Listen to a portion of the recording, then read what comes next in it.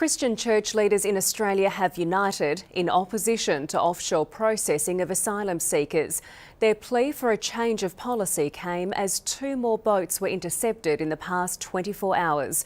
The federal government says it won't budge on plans to open processing centres on Manus Island and Nauru. Survivors of last week's disaster, in which up to 100 asylum seekers may have drowned, have been given treatment at a hotel in Indonesia. One, an Afghani, says she won't stop trying to get to Australia. Yeah, of course I want to go because I cannot go back in my city. Overnight, about 50 Sri Lankans were returned to Indonesia after 9 days at sea, while 81 on a boat intercepted near the Cocos Islands have been taken to Christmas Island for checks.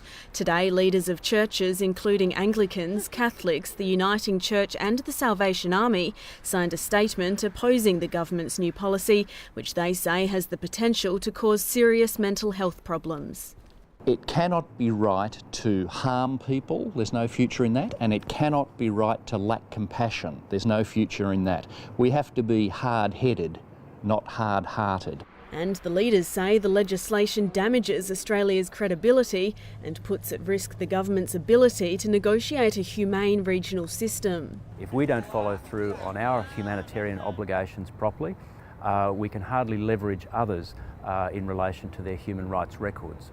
The Greens say more must be done to publicise Australia's pledge to increase the refugee intake to 20,000 a year. Let's get into the camps and tell people not to get on the boats because the humanitarian increase is coming in and they will soon be able to get safe passage to Australia. That's what they need to hear. The Immigration Minister Chris Bowen has reiterated that the policy is based on recommendations by an expert panel and is designed to promote orderly immigration and prevent dangerous journeys by sea. Kim Robertson, ABC News.